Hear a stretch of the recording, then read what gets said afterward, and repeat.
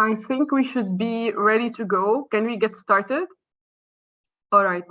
So, hello everyone. My name is Farah Al-Shami. I'm a senior fellow and the Social Protection Program Director at the Arab Reform Initiative. Thank you very much for joining us today. I am pleased to be moderating this webinar, which is very momentous actually, because in this webinar, we are officially launching the campaign, our campaign ahead of the annual meetings, ahead of the IMF and World Bank annual meetings happening this year in Marrakesh.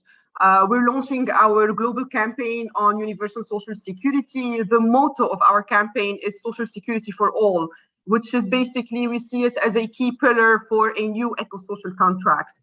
This campaign is led by pioneers, by leading CSOs and experts that are working on the topic, that are working to promote universal social security as a human right. I'm going to name a few. I'm going to name the Human Rights Watch that is driving forth here, Oxfam, the Development Pathways, ITUC, Amnesty, among many others. This is just to name a few.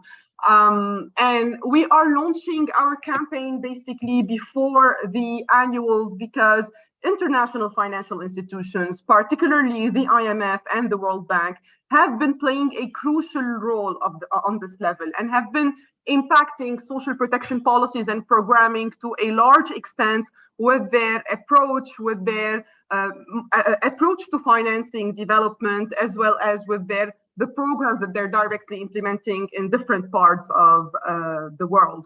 So to summarize their impact, they're basically shrinking fiscal spaces, limiting public and social spending, they're promoting austerity, imposing conditionalities that are hindering alternatives, they're driving countries into debt traps, they're enforcing detrimental credit risk management, they're privatizing social insurance, whether be it pension, be it health insurance, and they're developing and implementing sometimes poverty-targeted safety nets, and they're promoting this approach among many other notorious practices. So basically, it is indeed about time, and it is very timely that we are launching our campaign today. We work to promote universal social security more broadly, but we found out that the annuals can be an opportunity actually to officially launch our campaign. And we have with us Dr. Isabel Ortiz, who will later in this session provide much more detail about this campaign. What is it about? Why is it important? And what is it exactly for? To kickstart basically this webinar, and without further ado, I'd like to mention that we have, to begin with, 4 very distinguished speakers who have kindly agreed actually and accepted to provide global testimonies on the challenges of poverty targeting and on pension privatization, particularly as 2 key attention points and 2 key focus areas that we have identified in our campaign. We have with us Alana Kembabazi, sorry if I'm pronouncing any name inaccurately, from the ISER in Uganda. We have with us Sarella Emmanuel from the Feminist Collective for Economic Justice in Colombo, Sri Lanka. We have with us Guillermo Zuccotti from the CGT in Argentina. And we have Manuel Riesco from Senda Foundation in Chile. So to begin with, I'm going to ask a question to all 4 speakers, and I would like you all 4 to come in and to share your testimonies with us. Just so that you can introduce yourself, you can introduce your context. Basically, let us know who you are, what you do. How does your work make you concerned about issues of pension privatization? Especially, this is applicable to the case of Guillermo and Manuel, and to the issue of poverty targeting in the case of Alana and Sarella. How does your work make you concerned about these issues and make you interact with these issues in the sense of how your work is making these issues relevant to you and of great concern? Perhaps, Alana, can you come in and just let us know more about yourself and about that, please? Yes, I'm with the Initiative for Social and Economic Rights. We work, we're based in Uganda, and we monitor social and economic rights in Uganda, in Africa, and have been particularly concerned Our approach to Social Security is one actually of social protection, because we do recognize in the African, I'm speaking to Africans maybe on the call, I know Social Security would sound like, unemployment benefits and so forth, but it's broader. And we have been very involved in pushing for a human rights-based approach to social protection, including pushing for the development of the protocol that the African Commission put out, which I think is fantastic. You all should read. But getting back to poverty targeting and why it concerns us. One of the things we saw with COVID-19, we always knew this, but I think COVID-19 made it clear, is that vulnerability is on a sliding scale. Today you're fine, and you just have one little shock. So I'll give an example. Most of our population is in the informal sector. It doesn't mean that they are poor. They'd be clearing millions of money every single day. They're just sort of outside the traditional, formal sector of employment. And one of my sisters-in-law during COVID-19 she had a shop, they clear loads of money, but the president, an hour before we had a curfew, an hour before the curfew announced we'd have a 40-day or so lockdown when we had the Delta surge. And suddenly she could not access money.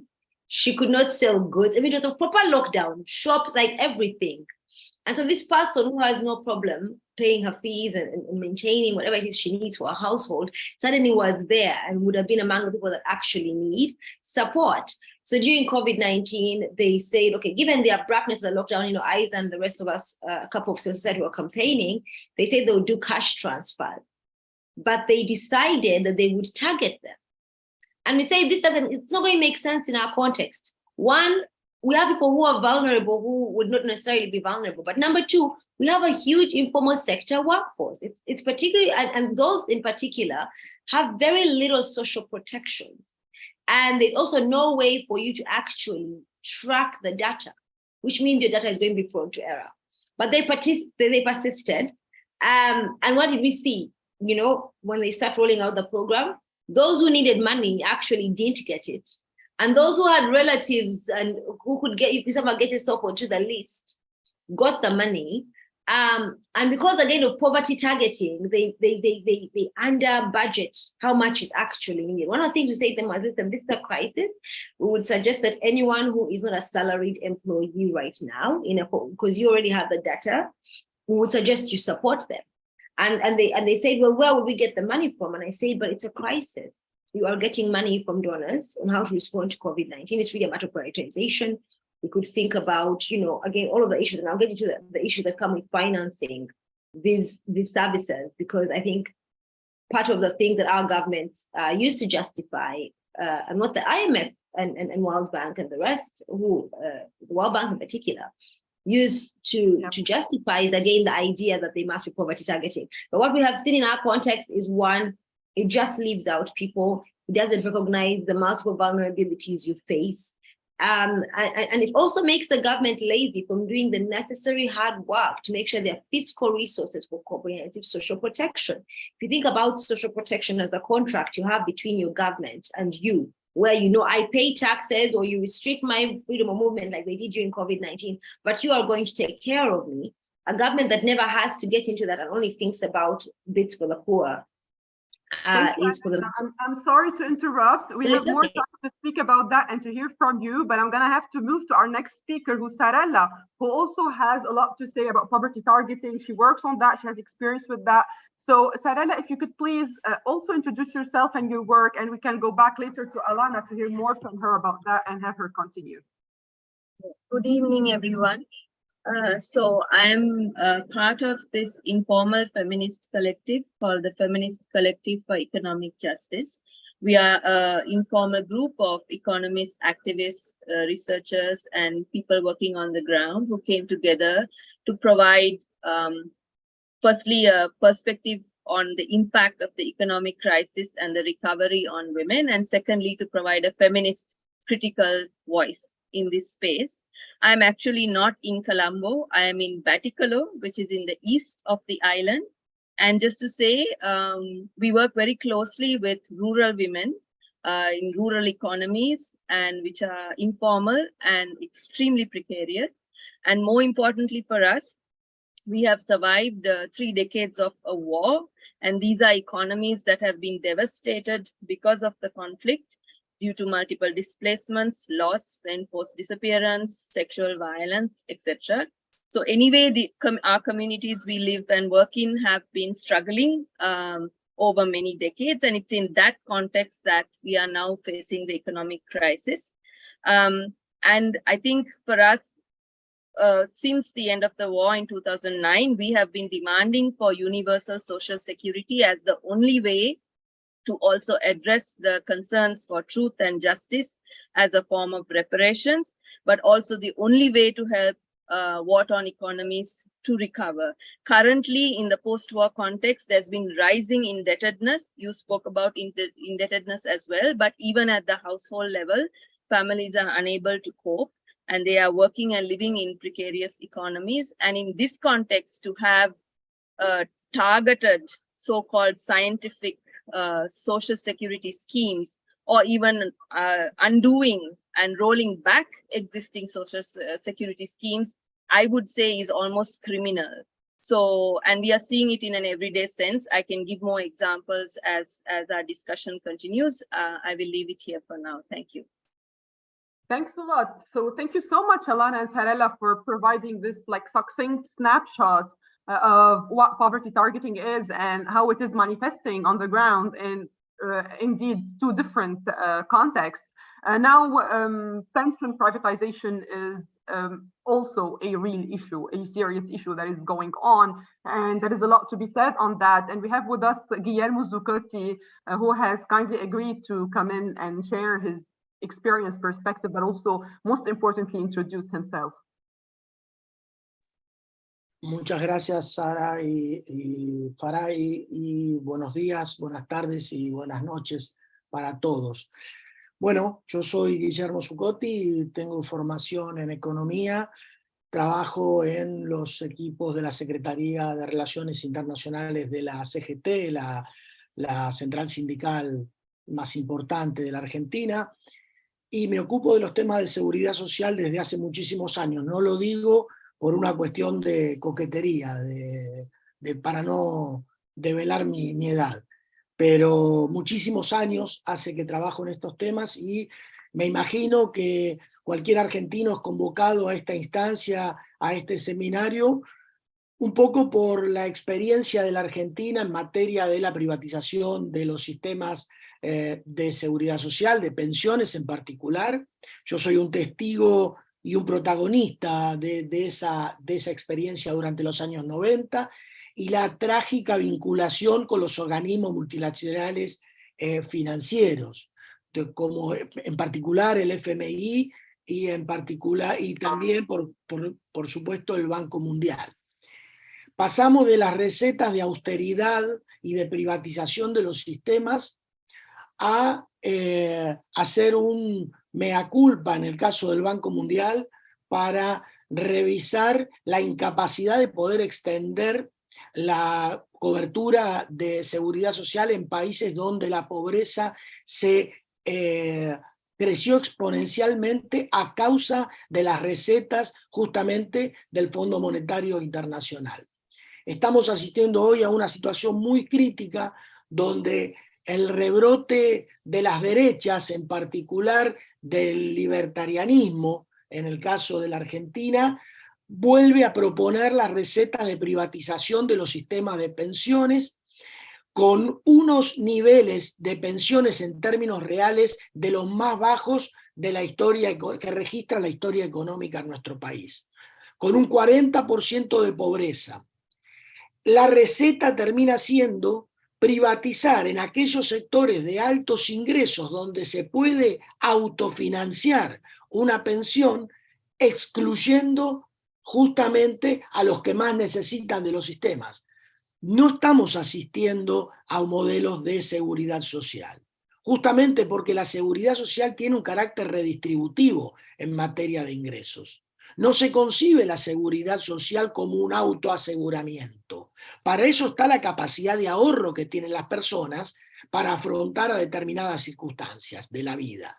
Cuando hablamos de contingencias sociales, en particular de la seguridad social, tenemos que entender el rol redistributivo de los estados y la necesidad de dar respuesta justamente como aliviadores de los procesos de pobreza.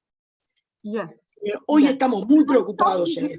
sé que Perdón. pasaremos a una segunda ronda. Me quedo por acá entonces. Sí, okay, gracias. I don't speak Spanish, unfortunately, but I could hear the last word saying that we could probably continue later. So with you, Guillermo. So thank you so much, actually, for this take, for providing this important take and testimony, actually. It is good to see that not only international financial institutions are harming progress towards or the progress for the realization of universal social security, but they're also impacting universal social security or in social protection policy more directly in a more direct way. We have our fourth speaker with us who can add to that, who can add to what Guillermo has, where Guillermo has left off, who's Manuel Riesco. Manuel, would you please come in and share your thoughts with us? Yes, you just need to unmute yourself. You're still muted. Yes. Thanks for this invitation and congratulations for this initiative. For us, it is a great occasion to present to you yet another mass campaign that we are starting these days to deprivatize the Chilean pension system. That is an important part of what we have been doing at Senda, together with similar organizations and the workers' movement for over a quarter century as an institution.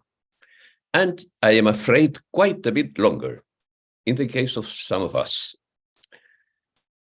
Unfortunately, the Chilean democratic system recovered 3 decades ago after the massive popular rebellion that in the 1980s confronted the Pinochet dictatorship. This democratic system has not been able so far to put an end to the gigantic abuse that its privatization has meant. I must add that successive reforms, including the one currently being discussed in Parliament, have not done much to deprivatize the pension system. Rather, on the contrary, they have maintained and unsuccessfully until now attempted to increase the diversion of social security contributions to forced savings in the financial system. The accumulated amount there already finances 70% of all loans obtained by all companies in the country, 1/5 of the stock market value of the largest companies, and 10% of the bank loans.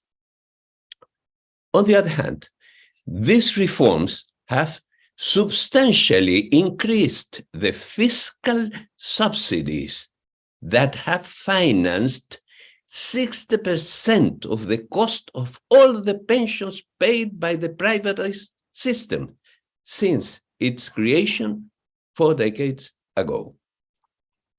If remaining pensions from the old public system, the non-contributory and the military pensions are added to these subsidies, the National Treasury financed 87% of national spending on pensions in the month of July 2023, while the privatized system contributed the 13% remaining, with less than 1/5 of the current contributions it collected.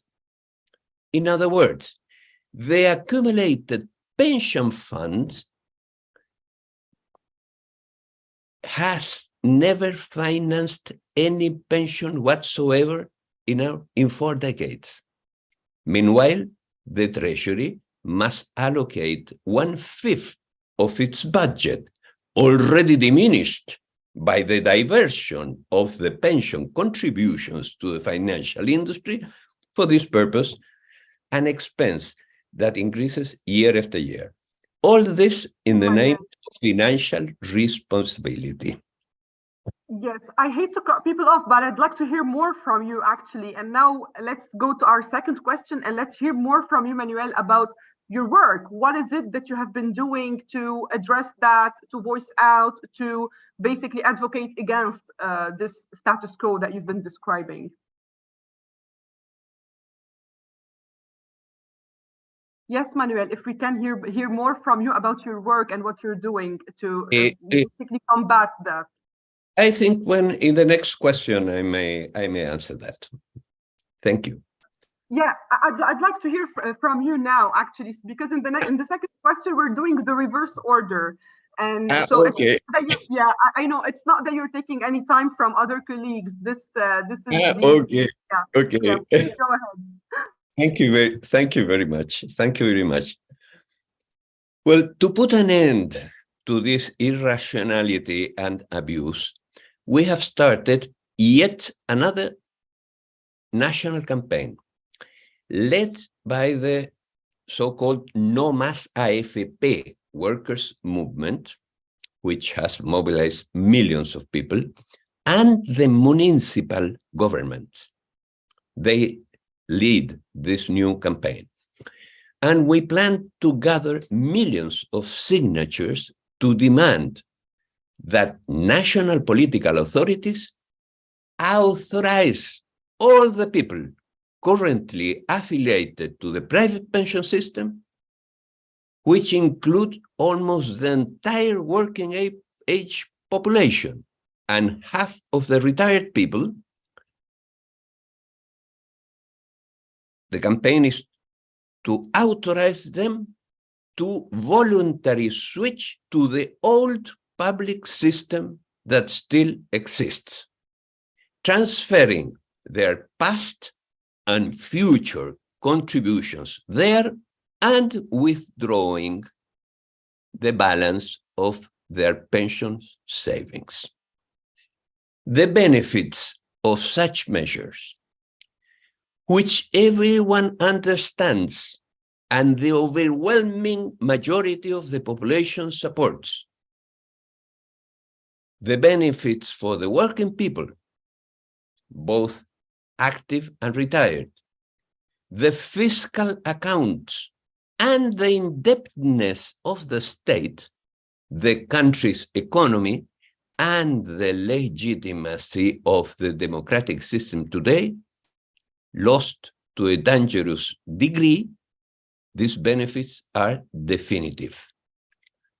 The privatization of pensions is one of the main causes of the ever-increasing popular indignation regarding the political system as a whole, which exploded in October 10, 2019, and manifested itself in ensuing 18 national elections, COVID in between, and will probably express itself again in yet another rejection of the proposal of the political system this December. Interesting times we are living through in Chile, again, I should say, as a member of a generation that is a veteran from 3 revolutions, including the one history will write with a capital letter R, and humanity respects and admires in the figure of its leader, President Salvador Allende, immolated half a century ago in the flames of the La Moneda Palace for the sake of the loyalty of his people. Thank you so much, Manuel, for this and for bringing the historical overview into your. Thanks a lot. And by the way, 2019 also marks the outbreak of the financial crisis in Lebanon, and we have never had education system, but we had end of service indemnities. And this is when the Lebanese people had also, at the same time as the revolution in Chile, had realized that they had lost their end of service indemnities and their life savings. So we share the same struggles and sufferings, unfortunately. Guillermo, we would like to hear more from you about pension privatization. Let's stay with that, and then we'll hear from the ladies about their experience with poverty targeting. Please tell us more details about the context that you are living in when it comes to that and your work on this level.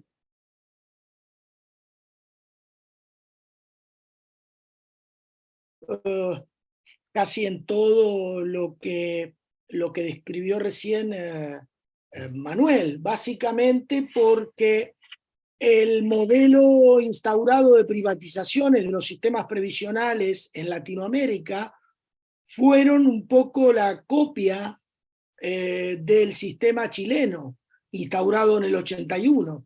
En el caso de Argentina, en los años 90, con alguna particularidad porque el sistema argentino técnicamente no es sustitutivo, sino que es complementario. Era un sistema básico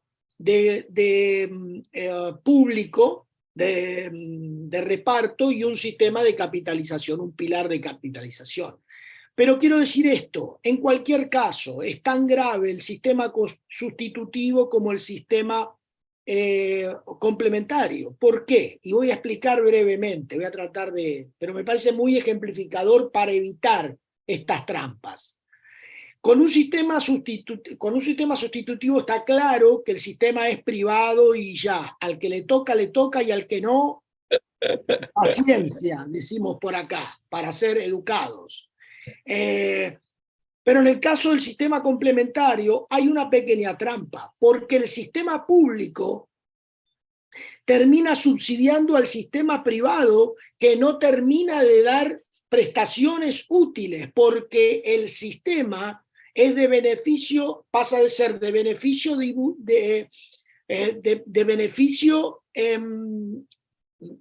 hacer una cotización cierta. Entonces hay un problema, que es que al aumento de las pensiones, porque necesitan cubrir el costo de vida, obligatoriamente el Estado tiene que salvaguardar el poder adquisitivo de esas pensiones. Entonces se ve obligado a aumentar estas pensiones, y como los beneficios son crecientes, pero la contribución está fija, los sistemas privados no pueden dar respuesta a estos sistemas de actualización. Y agrego otra cuestión: el robo puro y duro de las comisiones de las administradoras de fondos de pensiones. Digo el robo, porque en el caso de Argentina, las contribuciones patronales bajaron al 50% de la capacidad contributiva, pero las comisiones privadas de las aseguradoras no bajaron, con lo cual las comisiones de las aseguradoras llegaron a ser hasta el 50% de la contribución de los trabajadores, que en el caso de no tener capacidad contributiva para acceder a una pensión mínima, que fue gran parte de los trabajadores de bajos ingresos, esas aportes y contribuciones de esos trabajadores caían en saco roto, esto es, no había capacidad de poder reclamar por parte de esos trabajadores una pensión en el futuro. Entonces, a esta estafa probada y comprobada, que el propio Banco Mundial tuvo que reconocer las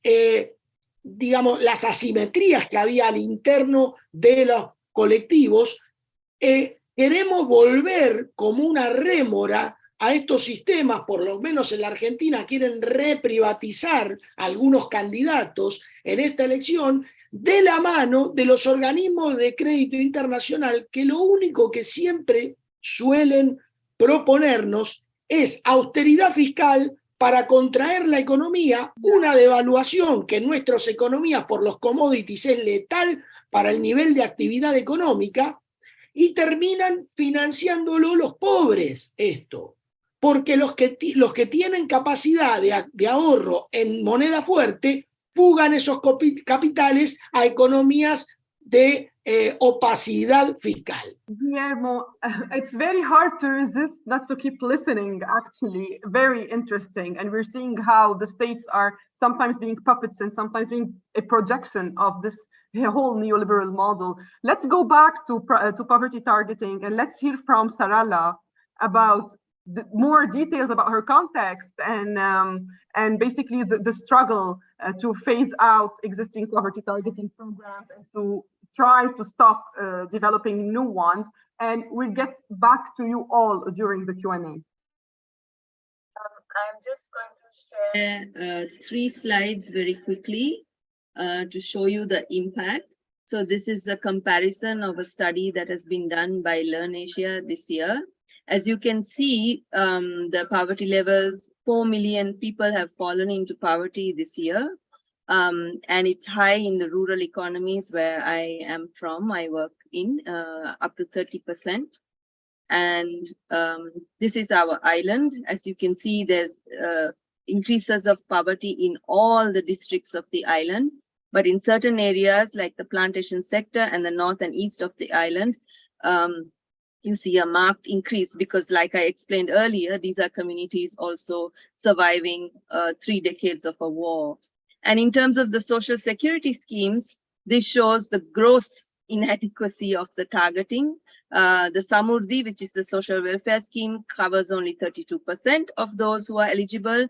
And I would like to point out the allowance for people living with disabilities, because it's particularly important for us in the North and East, as there are many households with people living with disabilities in the post-war context.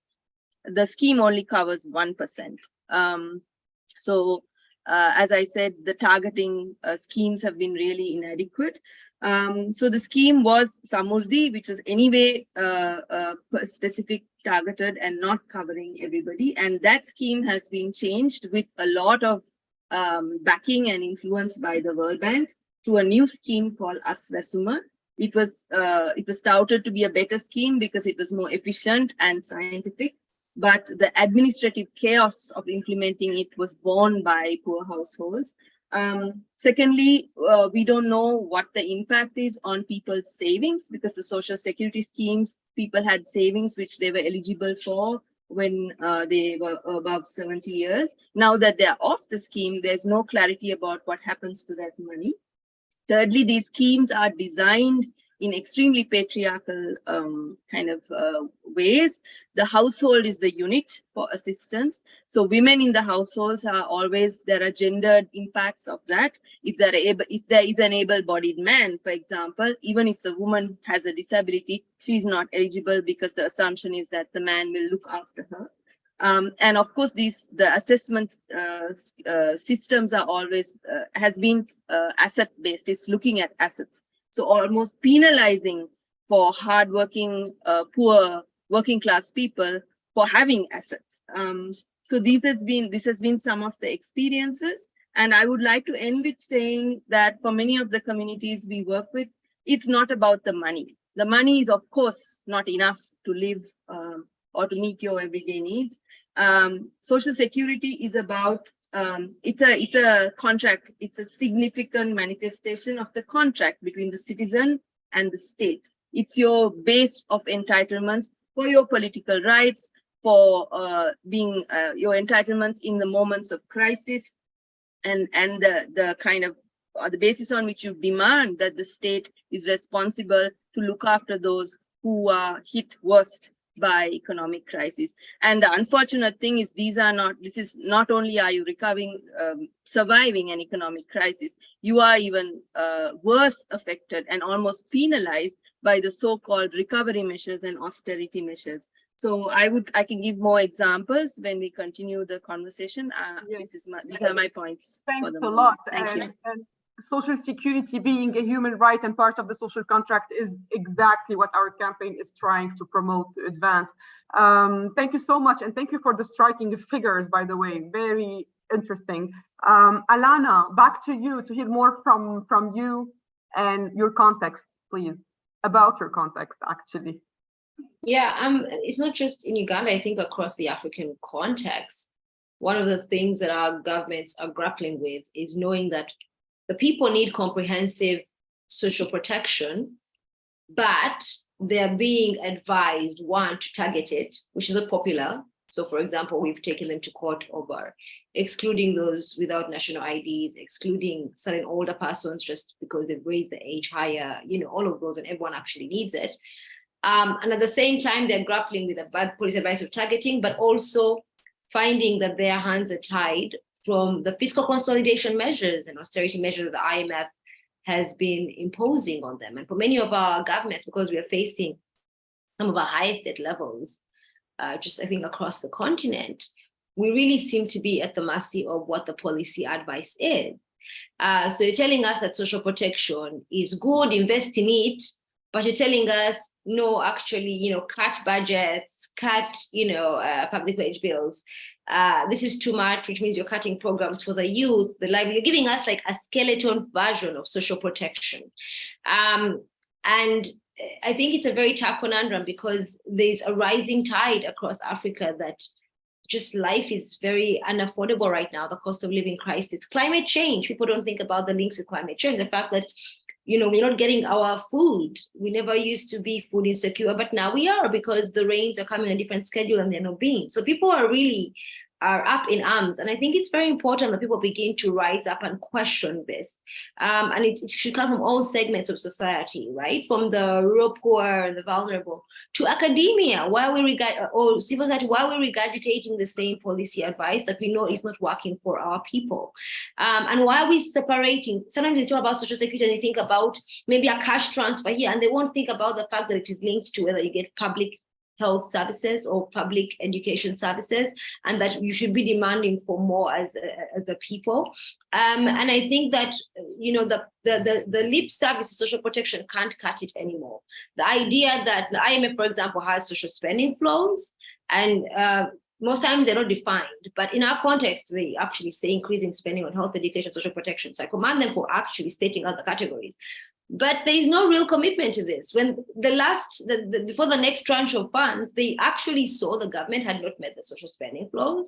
And they were like, well, here is the money anyway. But even then, they do very little to mitigate the austerity that you're insisting on, the targeting. And so I think it's very important that we begin to really think about what works for people. And I've been very lucky to just hear from so many colleagues across the world now, particularly pension privatization, because I think that may be the next frontier for us as well. It's slowly creeping in.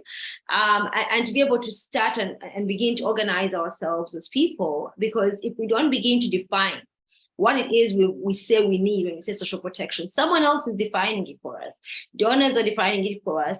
Those who are keen to capture in on the privatization on it are defining it for us. And our government officials, who will be fine, most of them, regardless, because they can fly abroad for healthcare, they will be getting their, retirement benefits. They will not be are going to be fine. So I think it's very important that this fight is taken back to the people. ISA has been running a campaign to reclaim public services, and social protection is one of them. On the African continent, and what we're saying is, if we don't stand up now, then who is coming? We need to define this, and we need to make sure that governments, funders, IFI, all of that are paying attention to what it is we need. And we need comprehensive social protection, because ultimately the goal is for people to be able to live in dignity, not bare minimums. Brilliant. Thank you so much, Alana. And you brought up the issue of climate change, and we're all seeing the safeguarding mechanisms by the World Bank, how tangential and short-sighted they are. Thank you all for these great insights and illuminations. We now have a very short time for a short Q&A, like a 10-minute Q&A. I'm sure everybody would like to hear much more from you, from everyone, from all the speakers. So please, if you have any questions to ask to the speakers, if you can just raise your hand. We'll take just one round. Unfortunately, we don't have time to take several rounds of questions, and then we can have the speakers react to the comments and to the solicitations, let's call them. Please feel free to raise your hand if you have any question to the speakers. I'm sure you do, because otherwise, I'm thinking to ask them questions myself, or simply keep the Q&A shorter, because we are already went past the time that is allotted for this particular segment of the session. And we could probably move to learn more from Dr. Ortiz about the campaign. But I'm going to give you some time to see if anyone has a question to raise, a comment, some additions.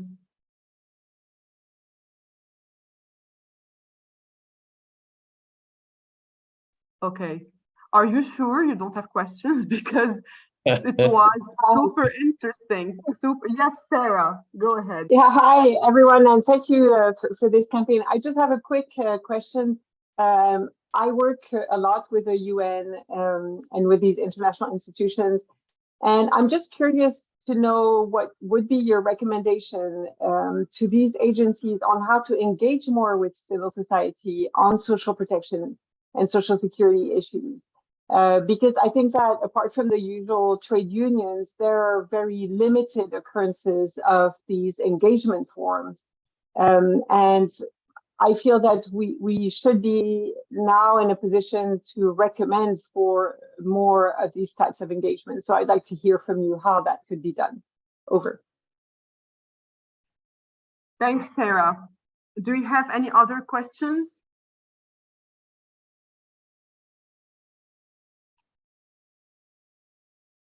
Yes, Priscilla, please go ahead. Thank you very much for all the presentations, very insightful. Mine again would also just be a request for clarification on how best we can get governments to be interested in funding fully social security, social protection, grants or whatever governments may be having. How do we get them to be interested in funding fully these activities? Thank you. Thanks a lot. Who else would like to come in? I'm going to still take a couple of questions. So, yeah, Malavika, yes.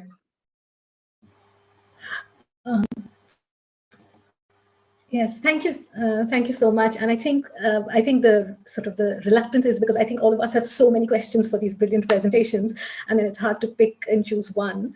But for me, I think one big question is, and this is something that we as Amnesty are also working on, is the role of automation in the delivery of social protection systems.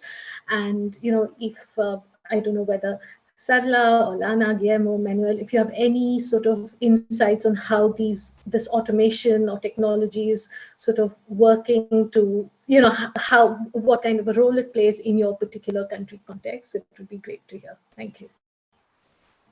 Thanks a lot, Malavika. And the last question goes to who would like to come in. We still have just like one slot, and that's precious. Otherwise, we can just stick to these 3 questions because we're really tight on time. So if nobody raises their hand right now. Okay, so let's have our speakers respond. And I'm going to go by alphabetical order this time. I'm going to start with Alana. Alana, please, your reactions to these questions. And of course, I mean, I'd like to hear more from you. So. Yes, thank you. The first speaker was asking how to engage more beyond trade unions. One, I think there are lots of civil society organizations, either, for example, works with grassroots groups as well. And so we're sometimes representing a different constituency. They're not necessarily looking at those who are sort of, for example, formerly employed or so forth, right? So I encourage that broader consultation to happen with women groups. You can think about women market associations that are often there. So I think thinking through the different categories to have a more holistic sense of what is happening. I think part of the challenge with social protection is it's defined very much by who is sitting around the table. And that is why for so long, the informal sector was not even thought about, because for those who are defining a lot of what it was, it took them a while to realize that in some of our society, you're more likely to be informal than part of the formal sector. And then someone talked about the role of technology and some of those systems that are automated in social protection. I think they can be really problematic. I've seen, for example, the use of digital ID in my country, where you have to have a national ID to receive social protection for older persons, for example. So the system doesn't care if you are 82 in practice. If the digital ID has, wrong information, which was the case, and we actually are still helping people, we even have a case against government of this. If it has you 20 years young, even if you look like you're bent, like all of that, you will not get your money. If you don't have it, you will not get your money. And that has been one of the biggest barriers, right? Because you're not able, by automating so many systems and using digital IDs and so forth, and tying them as conditions to receive social protection and other public services. You're excluding, in my country, millions of people don't have digital IDs, so excluding millions of people that need them. But you're also reducing the participation of the local government officials and those who would actually know the beneficiaries and could give you context and could even give you feedback on how this works. So for me, it is just definitely a traffic light. I think for one, they shouldn't be mandated as a precursor to receiving social protection. And then I think that the challenges with rolling them out and so forth should be carefully looked into and to make sure that there is no exclusion that is happening. I can't recall the third question. Alana, can you wrap up? Yes, please. Yes, I was going to say, I think for me, my parting shot is that I'm really glad that we are launching our campaign today. I hope all of you join it. Someone asked, I remember the last question, someone asked about how we make sure that it's financed. You need the people shouting about it. It's how we got cash transfers to be in a pandemic. It had not been done before, right? In terms of cash transfers, give out rapid support. So I think that if you get people shouting about it, because questions of resources and who benefits from them are definitely political. And who moves our leaders? It is the people saying that, because you can do all the analysis, and I think depending on where you are, we should do the analysis. We should show that our governments can and have the money, and they must do so. There are legal obligations, and they also are able to do so. So both the lawyers and the economic experts and the rest of us could do all of that analysis. But you need to get everyday people, because they have a vested interest in this, actually demanding for it as a right. Thanks, Alana. Manuel, very excited to hear what you have to say. Thank you. First of all, regarding international institutions, they have always helped a lot towards progressive social policies. But I'm afraid, I must say, that in the case of pensions in Chile, the last 3 governments have presented reform proposals. The first 2 failed, and the current one is failing. So let's say they were not approved, these proposals. And I must say, the main reason is because they sort of increased public spending and maintained or increased social contributions being diverted to the financial markets. The trouble is that the local ILO office sort of lent its authority to these 3 proposals. And that was not exactly of much help. Well, in the case of the following questions, what I would like to say is that the best way to understand the magnitude of this abuse, I mean, deviating contributions to the financial markets, is the following: is to understand what are the benefits of a voluntary change, massive change to the old system. What are these benefits? Pensioners will increase their pensions, doubling them twice. That's for pensioners. People who are working and contributing to the system, and now will contribute to the public system, they will maintain their contributions, not increase them, as the projects in discussion propose.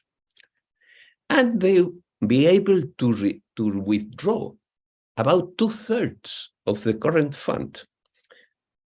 And the current fund is presently, look, the best way to understand its magnitude is to tell you that the fund is the equivalent of 40 years of pensions.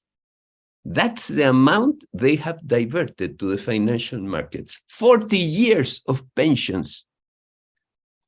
Well, 2/3 of that, people will be able to withdraw it. And that is a reparation for the abuse of all these years. Yeah. And the fiscal sector, well, it recovers the contributions.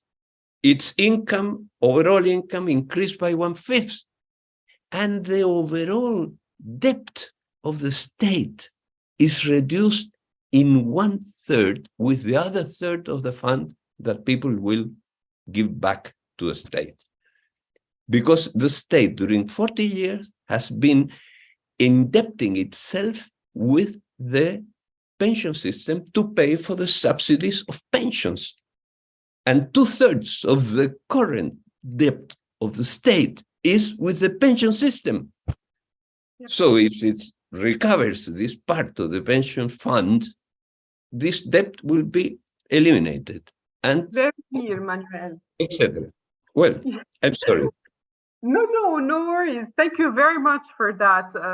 Yeah, very enlightening.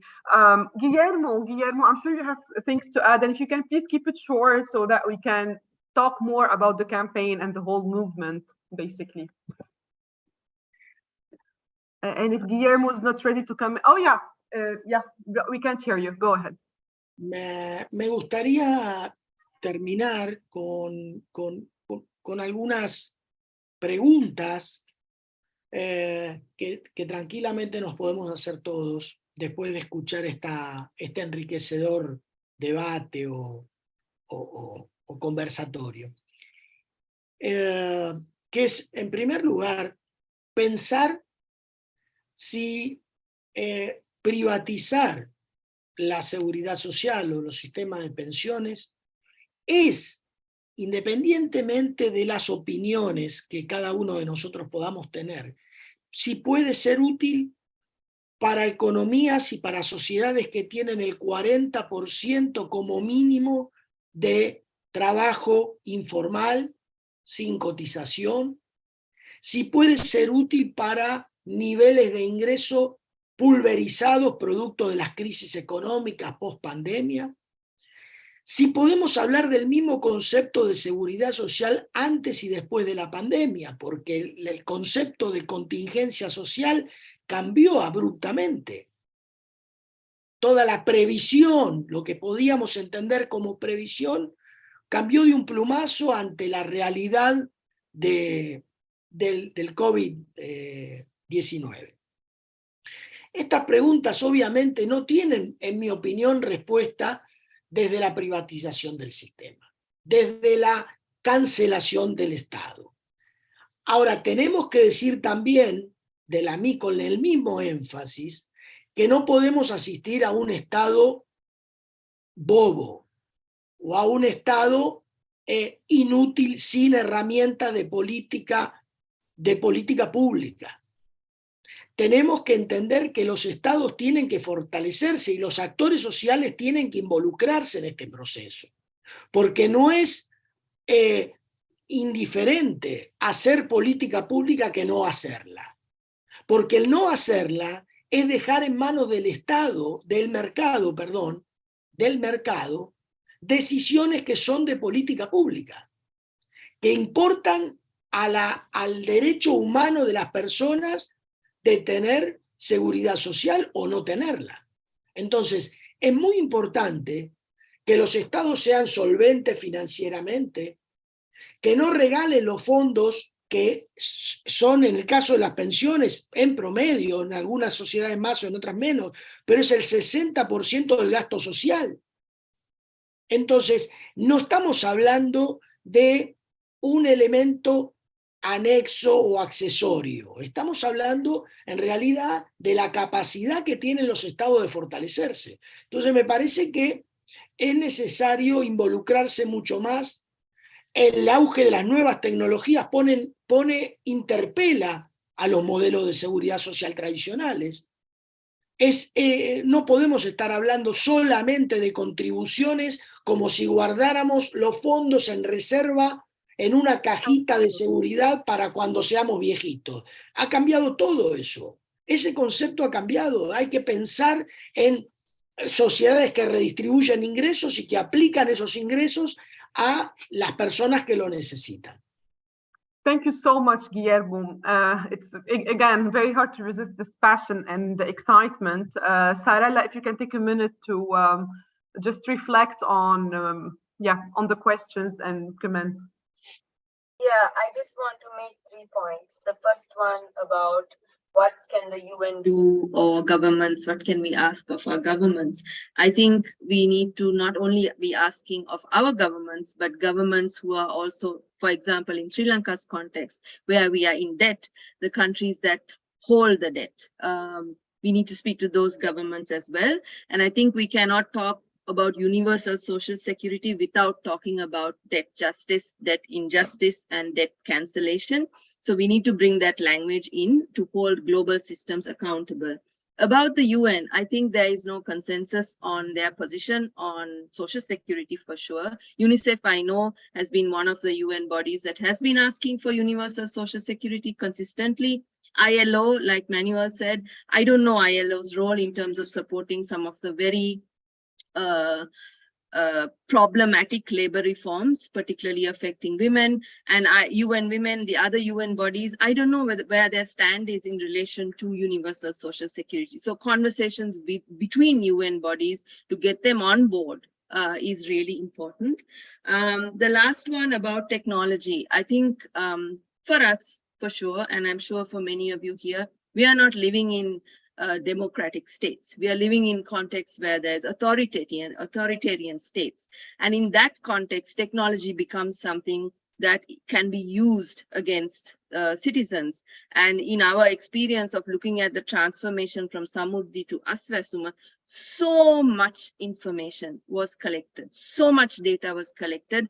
And because it was called social security information, because it was tied to some kind of assistance in a moment of crisis, there wasn't at all a strong voice questioning this process of accumulating people's very, very personal information about their households, about their finances, actual kind of documentation, etc. So we do have a question. In Sri Lanka, for example, we just passed quite problematic terrorism law. There are laws being brought in to control freedom on the internet, etc. In that context, the power we have given our states with technology to collect data, so much data about us, we need to start questioning these things, and the efficiency argument doesn't fly.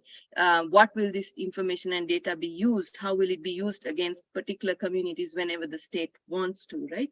So that would be my so yes, it is extremely worrying, and I would second Elena's point about it completely takes away the human relationships between local government officials and those who are really in need of social security when you just make it into a very far kind of online process with a QR code, and you don't know where to go or who to speak to if there is a problem. So these are all like issues around how the technology has been used. Thank you.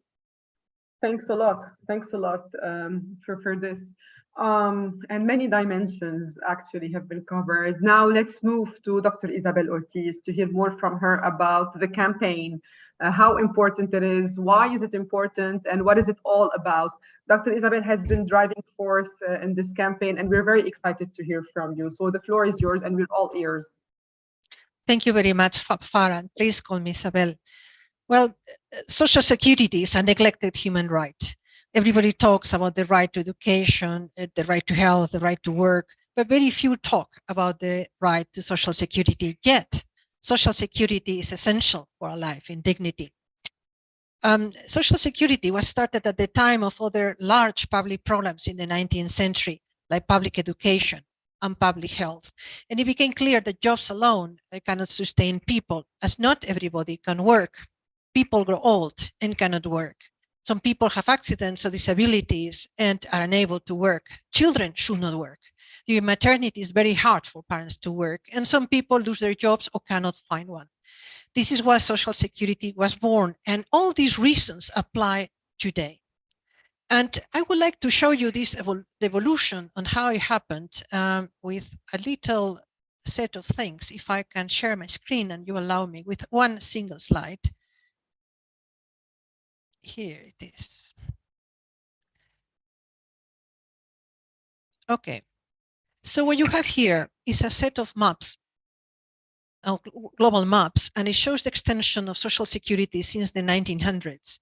The first map, as you can see, belongs to 1900, and it just shows a few European countries that have a few schemes. Generally, they were pensions and disability benefits, and it keeps evolving over time. Second map, 1920, then 1940, 1960 big development, and it's very important because actually is when you get the independence of the colonial Africa and Asia, and actually Social Security is in the constitution of most countries. So very important for the right of Social Security. Then the 1980s, it keeps evolving. As you see, the colors become more intense until the last one, which is, past the 2000s and is close to today. Now, what I want you to reflect on these maps is that despite all the negative stories, this is a story of success.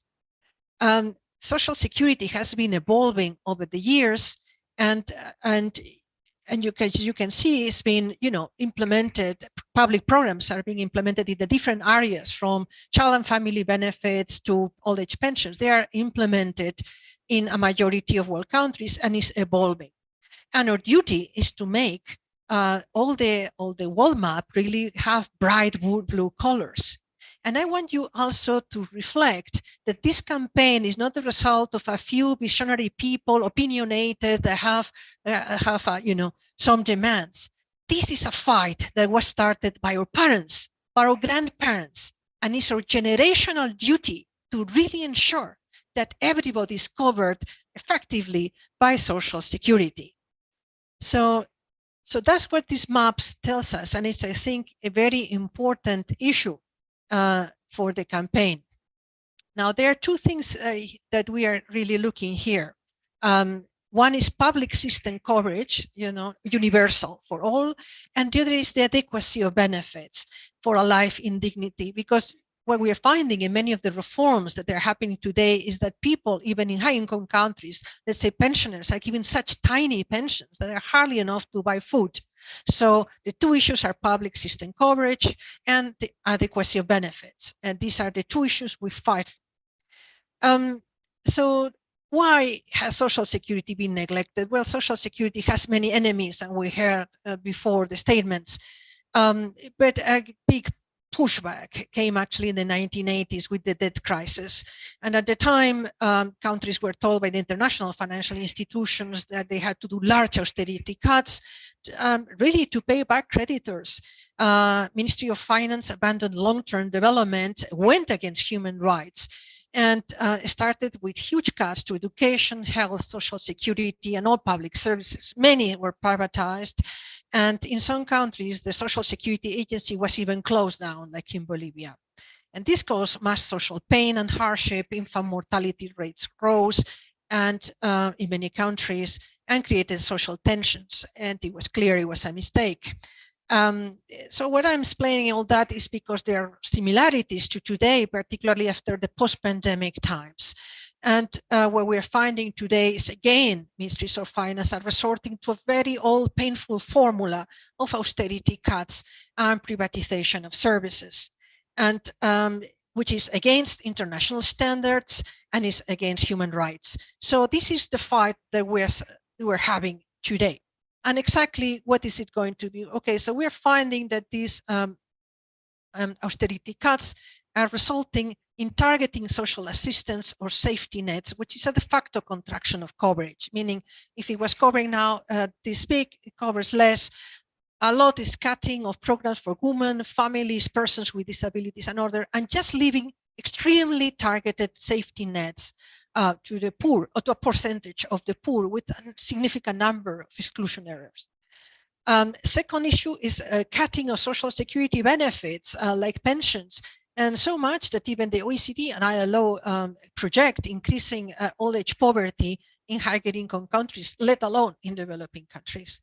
And third, and this is a very important point, during the pandemic, actually international financial institutions and governments started waiving employers' contributions to social security. And this was a way to give some kind of stimulus to enterprises at a very difficult time. However, the problem is this is at the cost of workers and social security systems. And now, let's remember that the employers' contributions to social security is part of workers' compensation. It belongs to the employees, and it's just a deferred wage that they will get it in time when they retire or when they need the benefits. So it cannot be that employers are waived these contributions. They need to immediately restore them back and to ensure that social security is sustainable. So these are the three main policies that we're seeing in governments that are doing a fiscal consolidation, austerity cuts. However, I want to finish with some good news. And then we have two main good news. First is that the majority of countries that privatize pensions are reversing privatizations and rebuilding public systems, because the privatization of social security does not work. Both Guillermo and Manuel Resco before explained the reasons why, the major failures of pension privatization, but it did increase poverty, inequality, gender disparities, and it's too expensive simply for countries to afford. So that's why the majority of countries that privatize are actually reversing the privatization, and this is extremely well documented in ILO, UN, and others. And second, and this is very good news too, is that all these austerity cuts are not necessary because they are alternatives, that they are feasible even in the poorest countries. There are at least 8 financing options that they are available, and they're known to governments and supported by the IFIs. And if we have national dialogue to ensure that they are enacted, they will avoid all the pain that austerity cuts can provide. And this is also well written, and we don't have time to go them in detail, but let me just explain some of them. The first one will be to increase progressive tax revenues, and that means not consumption taxes like VAT, but on the contrary, wealth and other taxes. And let me give you some examples.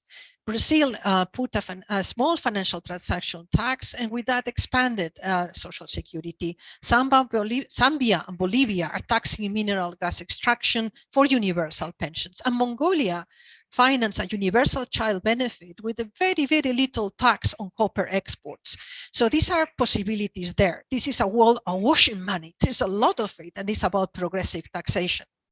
Second, it will be the traditional way to increase social security financing by adequate employer contributions, not reducing the contributions or waiving them, but actually ensuring that they're adequate, and formalizing workers in the informal economy and with good contracts. And we have very good examples in Uruguay, Argentina, and others earlier times through the monotax and others.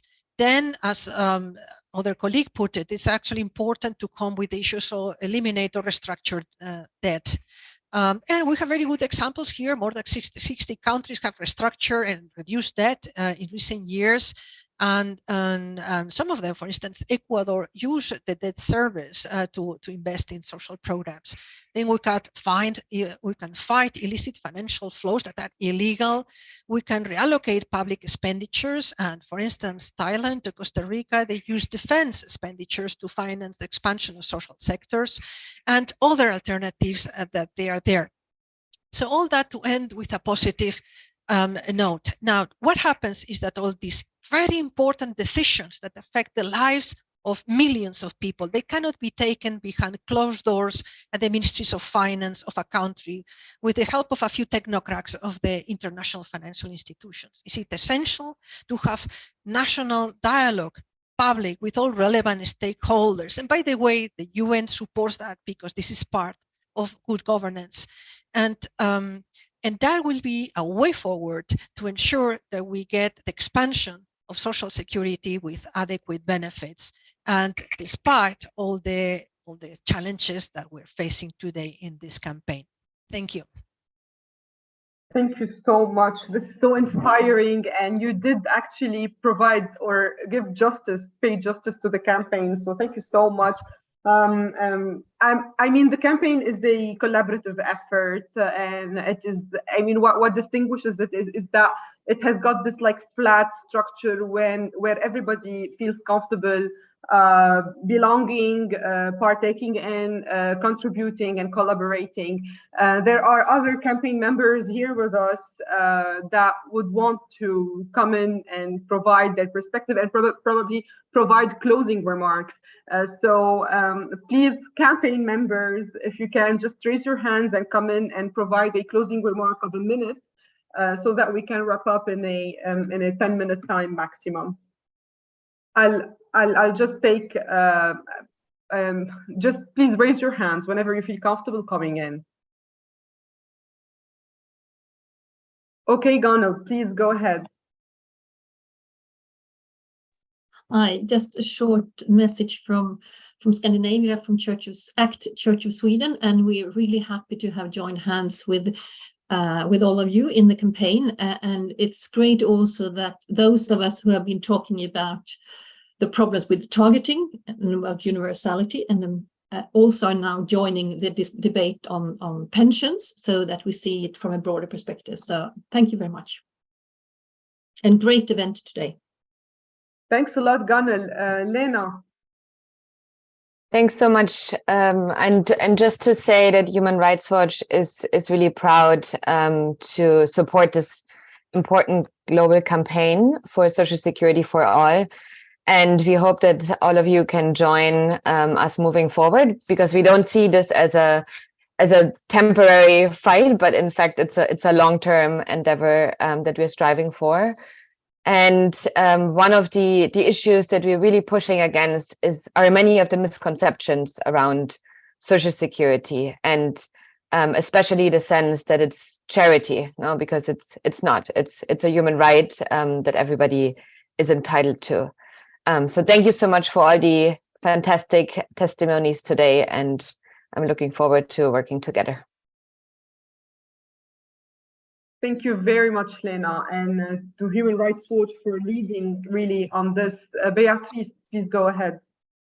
Thank you. Thank you very much. Hi, everyone. It's very nice to see such a lively discussion. I'm from the ITUC, the International Trade Union Confederation, and we're supporting the campaign because extending social protection is a long-standing priority for the ITUC and the international labor movement as a whole. Social protection is, after all, a fundamental human right enshrined in numerous human rights instruments and elaborated in international labor standards. And we particularly decided indeed to join forces in this campaign, as we observe at times a lack of coherence between the policy advice of the international financial institutions, the World Bank and the IMF, and the agreed international labor standards, for instance, the ILO Convention on Social Security and the ILO recommendation on social protection floors, but also agreed international commitments to extend social protection as the SDG goal 1.3. There's many reasons why the ITUC is backing this campaign, but just to be very brief, something that I wish to emphasize is that the efforts to strengthen social protection cannot really be disconnected from a broader strategy of promoting decent work. And so these measures can really expand and reinforce the financing base for social protection. So thank you very much. Very glad to see so many exchanges today, and hopefully we can continue and more organizations can join and support the campaign. Thank you, Farah. Thank you so much, Beatrice. Thank you. Daisy, please go ahead. Thanks so much, Farah, for your excellent moderation, and thank you to all the speakers. It's been a really fantastic conversation. It's really great to be part of this.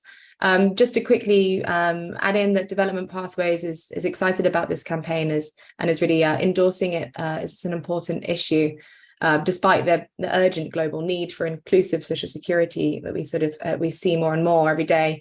This current over-reliance on a narrow poverty targeted approach, we're seeing it not to be simply not fit for purpose.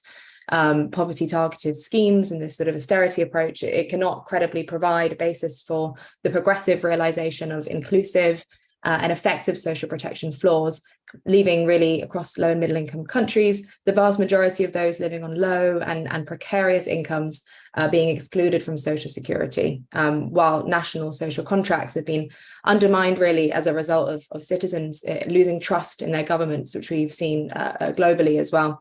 So really now is the moment for international financial institutions to reflect on the evidence around the ineffectiveness and also the adverse outcomes of a poverty-targeted approach, as well as pension privatization, and get behind national governments to actually support them in progressively building a strong rights-based system of universal life cycle social security that can actually ensure everyone receives protection throughout their life, and build strong social contracts. So thank you. Hopefully this is the start of the conversation. Thanks, everyone. Thanks so much, Daisy. Thank you so much. Wouter, if I pronounced your name correctly. Yeah, thank you. Yeah, well, we are, of course, very much in favor of this campaign. We have within the Global Coalition for Social Protection Floors, which now includes about 120 NGOs and trade union organizations all over the world. We have been acting on this for a long time, in particular on the basis of the ILO recommendation 202.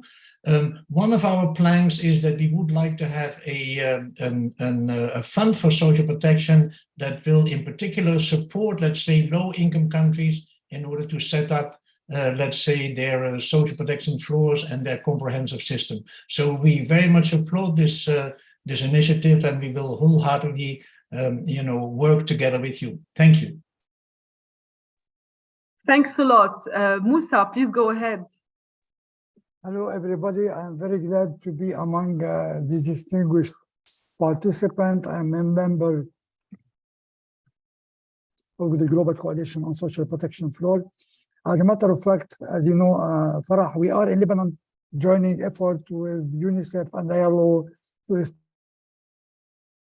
establish a kind of national social protection strategy, and we are working very hard nowadays to write this strategy and to approach the Prime Ministry of Lebanon to adopt that. Thank you.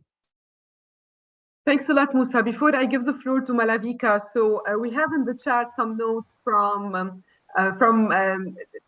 our colleagues who are really like helping out, gathering more signatories, more endorsements. So Daisy has mentioned that, so we would like to hear more from you as to why you do endorse this campaign. And I'm sure you didn't get the chance to write that in the chat, so I just sent a public shared Google Doc where you can leave your thoughts. So please take this Google Doc and save it, take the link. Even after we hang up, you can just feel free, take your time and share your thoughts in this document with us as to why you endorse the campaign, why you're interested, what is it that you would like to contribute and to help out with. And there is another link that was shared by Anna to sign the statement, basically to basically just add yourself as a signatory, which will make you join the campaign and join our listserv, our mailing list, whereby where we share our developments, news, announcements, and this is where we also arrange for our meetings and communicate all together. So I just mentioned this now so that people can take some time to look into the chat and take the links. Malavika, sorry to make you wait. Please go ahead. No. And I've also seen that the interpreters are struggling and probably need a break. But just wanted to say a huge thank you for moderating the session so well. A huge thank you to the interpreters. On behalf of Amnesty International, I just want to say that we are very, very excited to be a part of this campaign. We are sort of developing our work in this area clearly from a human rights perspective to promote the right to social security, and we are very excited to share our work and also learn from this very, expert group of people in this campaign. So I'm really looking forward to it. Thank you. Thank you very much. Thank you all, really. Thank you to the organizers, to the campaign members who are basically the organizers. We're all together the organizers. We are 30 minutes past the hour, and the interpreters have also, are also tired. So we do need to hang up. I'm going to end on one note. We are in countries that have closed policy spaces, that have a lack of political will to change, that have political red lines, complex political economic factors. So the only way to make the desired change and to promote universal social security is to come all together in such a movement, in this campaign and in other campaigns, to join forces, to create the momentum, and to turn all duplications of efforts into basically synergies, collaboration, and partnerships, so that we can make the change that we are all calling for. So thank you for joining us, and please do join our campaign as well, so that we can stay in touch and work all together to achieve the mission that we are all here for. Thank you very much, and apologies for the delay. Take good care, everyone. Thank you very much. Thank you. Thank Bye-bye. you. Thank you. Bye. Bye.